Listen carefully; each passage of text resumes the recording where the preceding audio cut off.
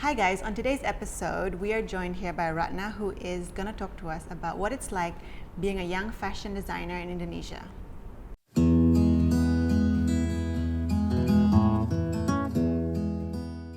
Hi guys, welcome back to Back to Nature. I'm your host Surya, and today we are joined by Ratna, who is the co-founder of Paulina Katarina, and she is going to talk to us today about what it's like being a young fashion designer in Indonesia. Thank you for joining us today, and I can't wait to talk to you about what it's like to be a young fashion designer. Are you ready? Because there is a challenge in this interview.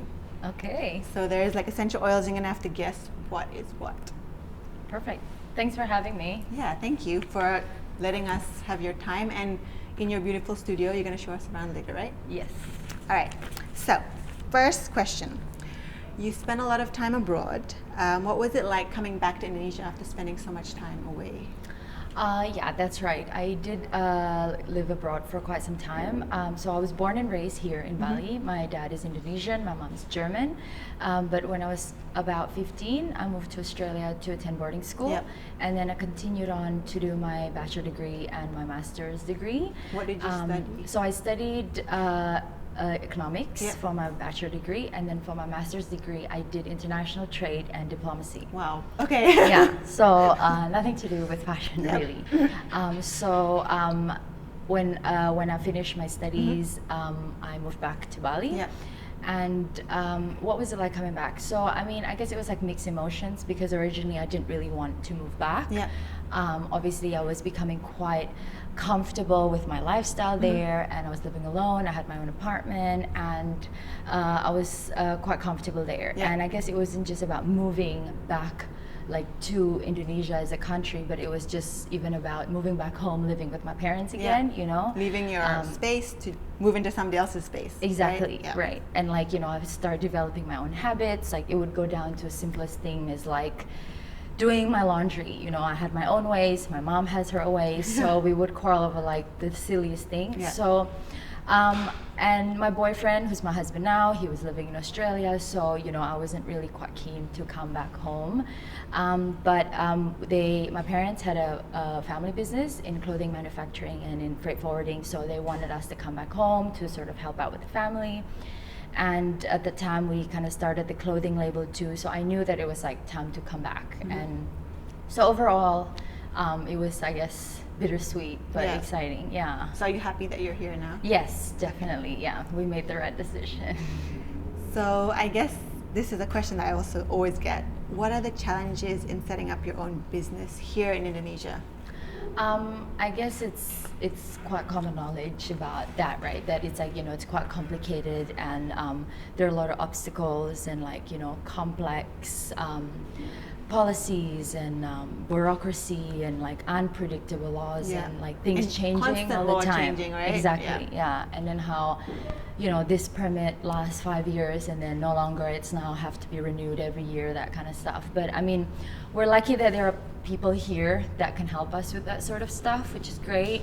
But I think overall it is improving. Yeah. You know, there are things, of course, that's like, it's a bit of a setback, but there are things that's actually making it much easier for us to run businesses here. So, yeah. Yeah, I would say. I mean, I face these challenges every day. Yeah, I can and imagine. I have like, I think 4 people that just do paperwork. Yeah. Yeah, I mean, the most painful part is actually the administration, like the time and all of that you need to, you know, put everything together. Yeah. Yeah, and it is a lot of work. I think, yeah, that's something that's overlooked usually when setting up a business here. It's like all the admin and paperwork that we have to do, which is, it's challenging. So I'm glad that I'm not the only one. You're also part of it. All right, so we have the first challenge. Oh. So we have the first essential oil here. So this oil helps fight acne, it relieves muscle pain, and it helps aid digestion. And it's an easy one, so I think you're gonna get it. I'm not sure I would be able to guess it. It's Citronella. friend of citronella, the family. Lemongrass. Yes. See? Why am I screaming? I feel like I'm in a quiz. Yay, I got it right. You got it right. All right, next Perfect. question. So not only did you set up your own business, but sorry, hang on, pause a second. No, Okay, so not only did you set up your own business, but you also set it up with your sister, right? So how did that did it challenge your relationship as your sister, or what kind of challenges did it bring about? So I guess like working with family comes quite natural to me and my sister together. So my parents started their business in Indonesia, in Bali, about over 30 years ago, and because it's just us as a family, like we don't have any other relatives, so we're a very close, tight-knit family. And so it was very common and like it became very normal for us to help out in the business in such a young age. Yeah. So every time we come home for term break, we would always help out in like all different departments in the factory. My first job was as a phone operator. I was the receptionist, and I would just pick up the phone. And so we were very used to working for the family. And so I guess it comes quite natural for me to then continue on and like do something with my sister. And so at the time, we were working for the family for quite some time already, and we really wanted to do something that was our own. Yeah. Because with the factory that we used, the clothing factory, we were producing for brands overseas, right? So like contract manufacturing. Exactly, yeah. So like there was not a lot of creativity and like the input that we have to give, because like they would give us the drawings and we just do the technical samples and whatnot, and then we will produce the actual garment, right? So I've always loved fashion, and I've always really into like making my own clothes. Like, I remember as a kid, you also had a fashion brand, Transparent, right? Yeah, exactly. That was like our first project. And so as even when I was in like, I don't know, 12, 13, at the time there was like not many options in Bali, right, for you to buy clothes.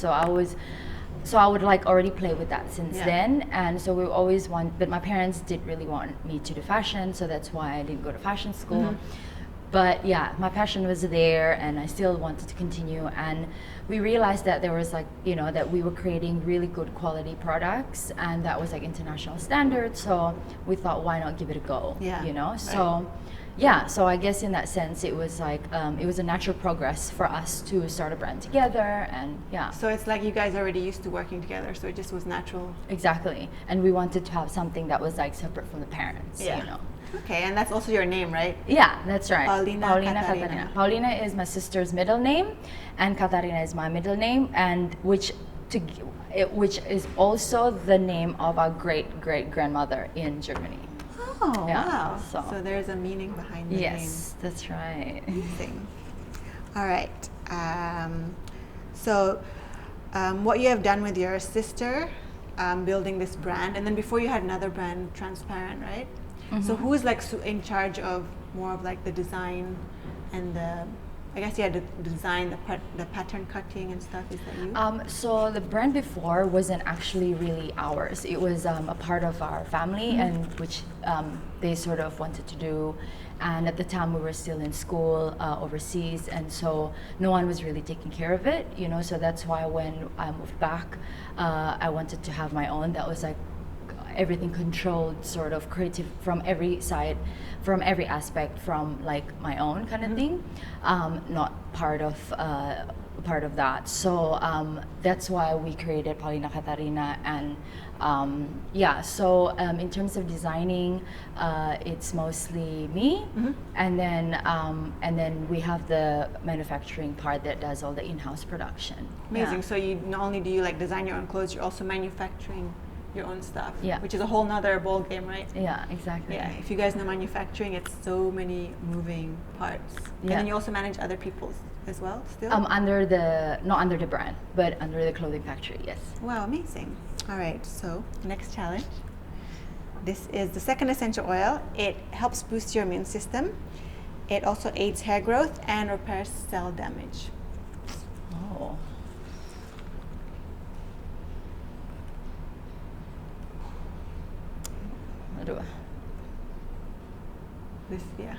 It's very, they use it in Chinese for like Chinese New Year's.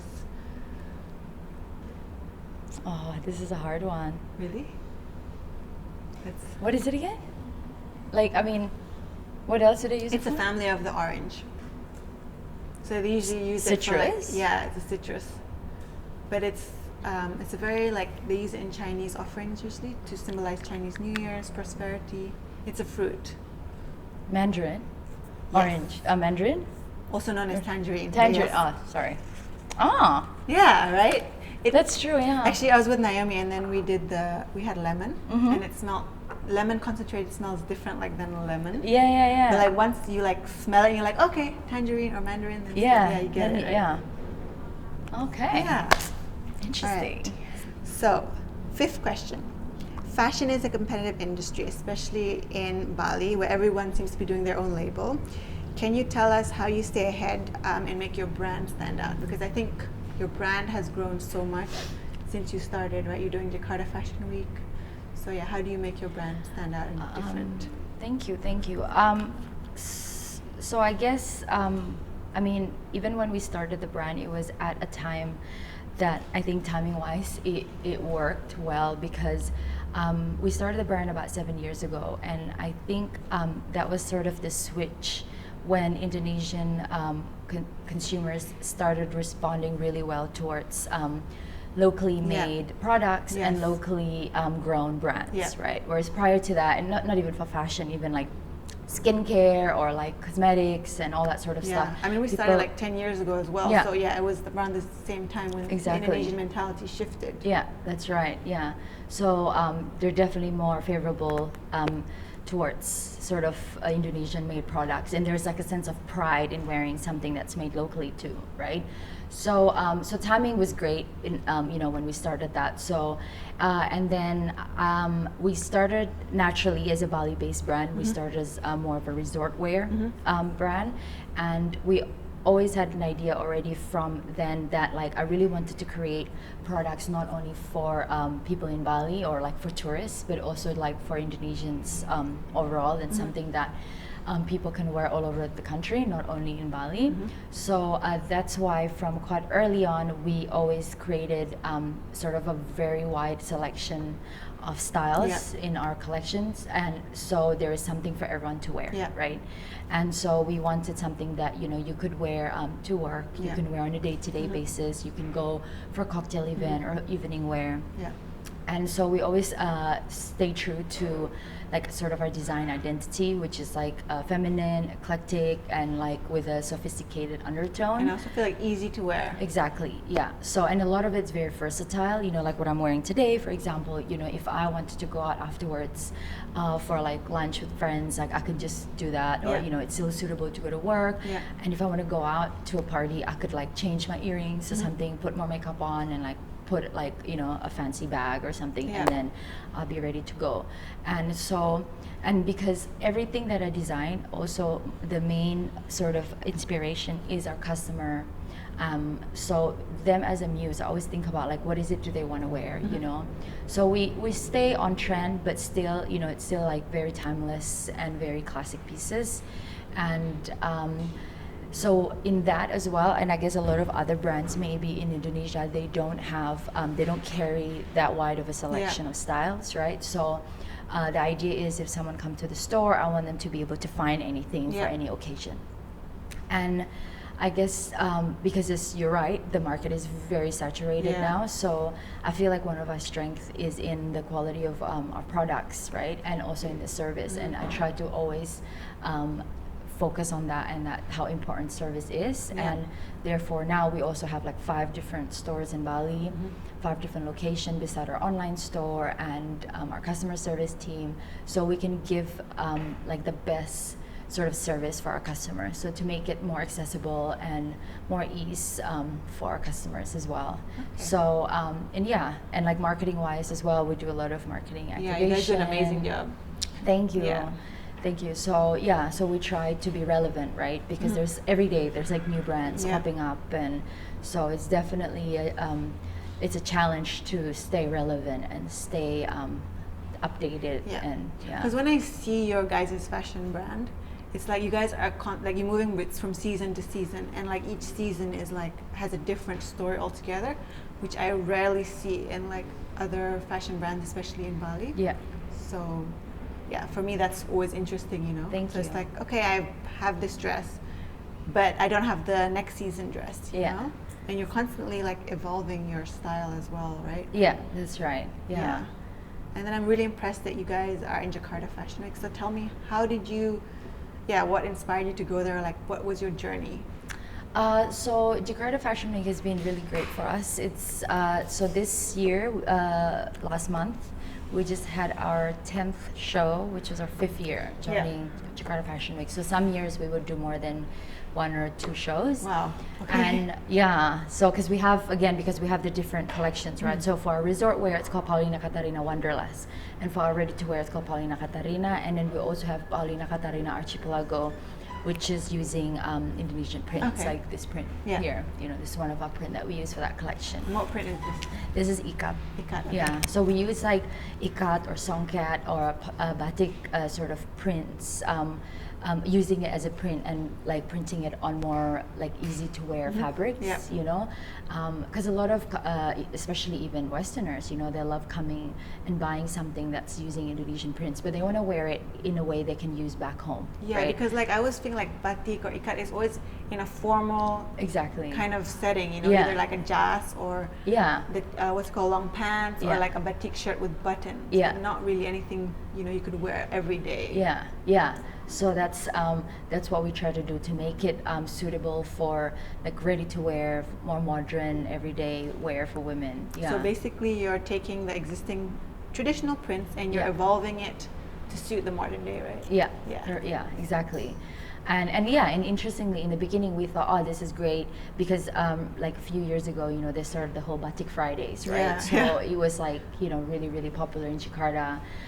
People buying like, you know, our blazers that's like very easy to wear, but it's or even like daytime dresses using all the like traditional prints.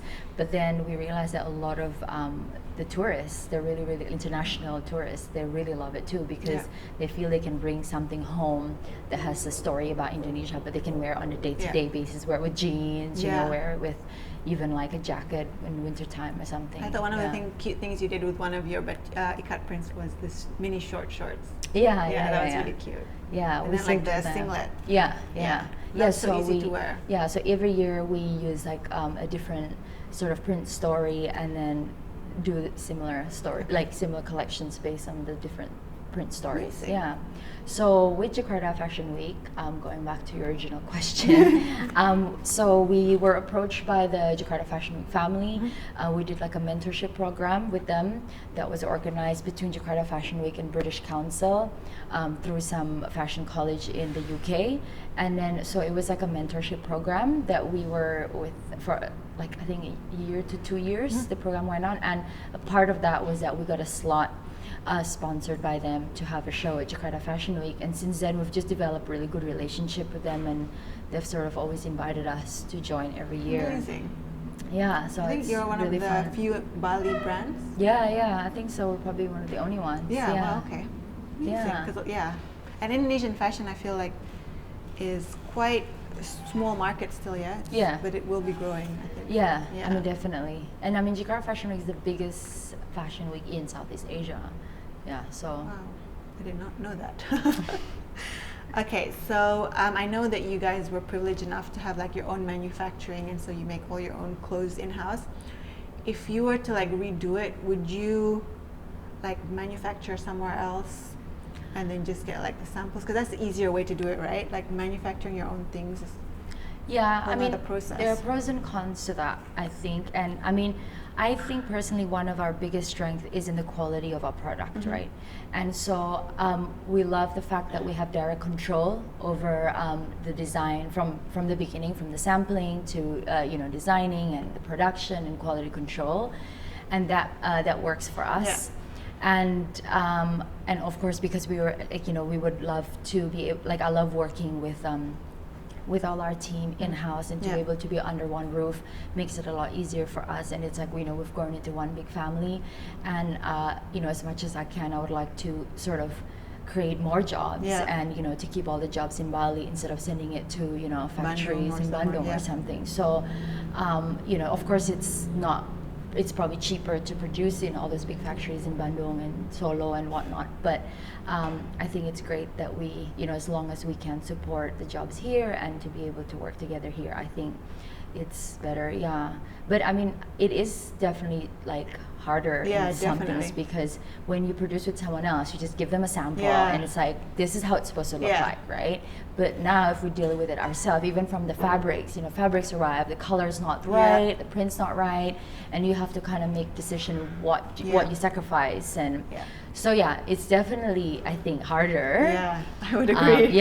Than like, just sending it out. Even for us, like we make everything ourselves. And sometimes I think, it would be easier if we just do toll out manufacturing. But at the same time, like you said, like you couldn't guard the quality.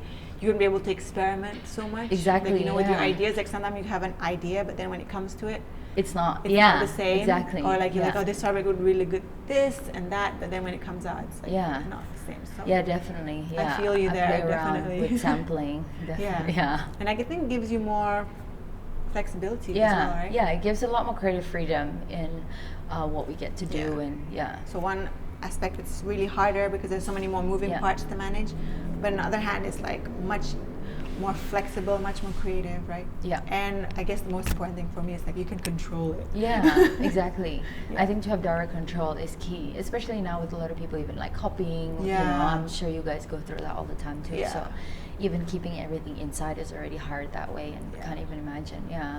And then with timeline too, because sometimes, at least if you have your own production, you can guess like what your timeline is going to be, right? But when you produce at other factories, sometimes they're busy with other orders, so they may not be able to prioritize you and so on.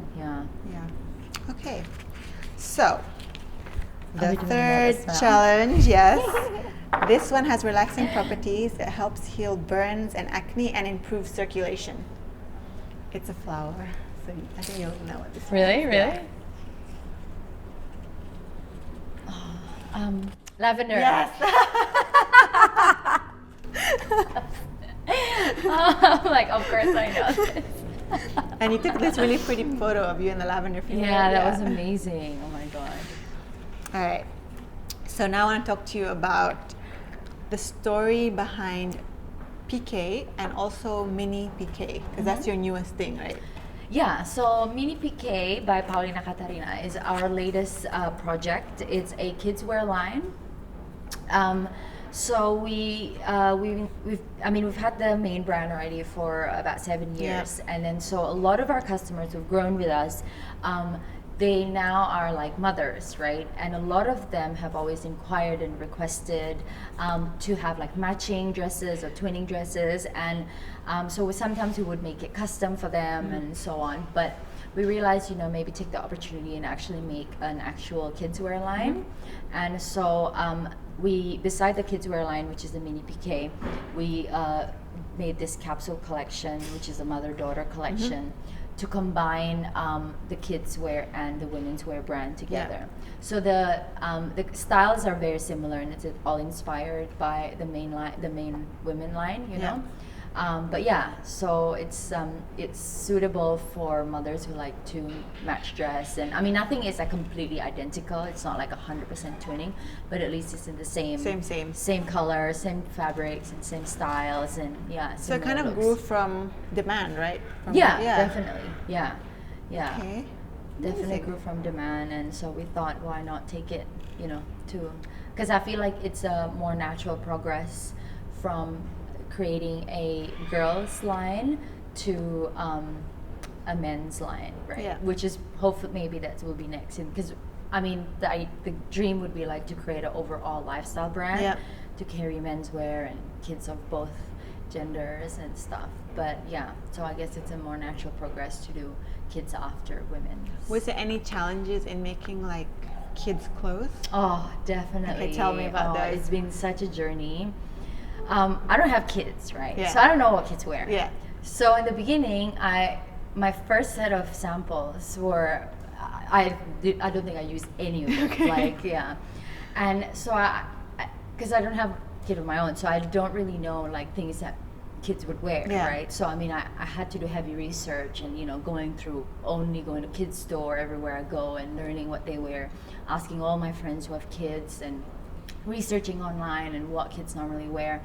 And like, for example, like this kind of cut, you know, it's not really suitable for kids because it's like, it shows like too much cleavage, I guess, you know. So for kids, it's better to make things that's like higher cut and like, and because, you know, they move around a lot, they're very active. So it's much easier when it's, and I guess it's more, because I don't want also to create, like, you know, when you see some kids and they're like, they look too, like they're dressed too old for their age, like, no. And that's a lot of, these days. Exactly. So I still want it to be like cute and like playful and, you know, so, and then, you know, I made some pieces and I really needed the kids to actually try it on to be my fit models, right? And oh my God, I had like, one time I went to see my friend who had a 4-year-old, I had to bribe her, like, you know, I was like, okay, you know, played with her for like an hour and then she made me eat a donut. So like, and she ate all the sprinkles. So she made me eat like a plain donut just so she would try something on. And then at the end she had a nap. She didn't try it on. So it was been like, yeah. And then there's another one where I wanted them to wear something. And then she looked at it and she's 2 years old. Yeah. And she was like, I don't like it. And I was like, oh my God, you know, I called Naomi. I was like, oh, what am I thinking? Like, you really think I could do this? Like, you know, yeah, so there was definitely a lot of ups and downs. But yeah, but then we did the photo shoot with all the muses, their mothers and daughters. And yeah, and we just had the launch a couple of weeks ago and it was received really well. So yeah, I mean, when I see the mini piqué, it's so cute. Yeah, it's really cute. And you have done a good job in capturing like the essence of child and play and also bringing the twist of like more sophistication. Thank you. Yeah. Thank you. So it's really interesting for me to see because I never really looked at kids' clothes before because I don't have a kid myself, but seeing how you did it, I'm like surprised like how well it turned out considering like you don't have kids either. Yes. Yeah. I had to so be creative really, with that. really good job on that. Thank you so much. Last challenge. Now this is a blend of essential oils. Oh, a blend. So the benefits: supports digestive system, helps heal scalp burns and wounds, tones and tightens muscles. Oh, that's a hard one. I think you'll get it though. Oh. Yes. Oh, it's my favorite smell. What's it called? I know. Wait. Well, I made this blend for you, so because it kind of the smells kind of remind me of you. So it has. Oh, what's it called? Wait. It's what I love. It's my favorite. Yeah, what is it? Aduh, lupa namanya loh. Oh. Okay, so one of them is like a little shrub, and they use it in perfumery, and it's heavily associated with hippies. That's one of the ingredients. It's not ylang-ylang. No. It's sandalwood. No, it has that musky smell of sandalwood. Yeah. Oh, babe. I know it. It's I know all you do. my the blends that you made for me. Yeah. Okay, I can tell you. Yeah, tell me. Okay, it's patchouli. Patchouli. Yes. And then the other one is a shrub that they call a poor man's rose. Ah, poor man's rose. Yeah. You gave that smell to me last time. So it's rose geranium. Rose geranium. And the last That's the one, it's lemon. So there's. Okay, I would not have guessed lemon, but rose geranium and patchouli I should have been able to guess. Okay. Yeah. Thank you. So that one's for you. Last question. Anything you want to share with our audience, or any advice, or anything that you're working on? Probably not advice, but I guess I could share with what we're doing. I guess at the moment, before the year ends, we still have a launch event in our store for the new collection that we did at Jakarta Fashion Week. What's the collection called? It's called Rosa. Rosa. Okay. Tell us about Rosa. So Rosa is like, so this is our like the ready-to-wear collection, the more cocktail evening, and so it's perfect for festive dressing, for Christmas, New Year's, Chinese New Year coming up. And normally with this collection, this year it's called Rosa, last year was Sleeping Venus, we get to be so much more creative in more like a fashion sense. Yeah. So it's more you know, more out there, and so the fabrics we use is a lot funner, and the fabrics and the colors as well. So there are a lot of colors in this one. There's like gold and red and tangerine and like silky fabric and a lot of textures of lace and all this other really fun stuff. And so yeah, that's gonna be an exciting one. And then yeah, so hopefully next year we'll be able to, as I told you earlier, how we really want to have a store in Jakarta. So hopefully we can make that happen Fingers next year. I know you have a big Jakarta market, so I'm sure they will be happy. So yeah, that you have a hopefully store. that will make things a lot easier for us too, I think. Yeah.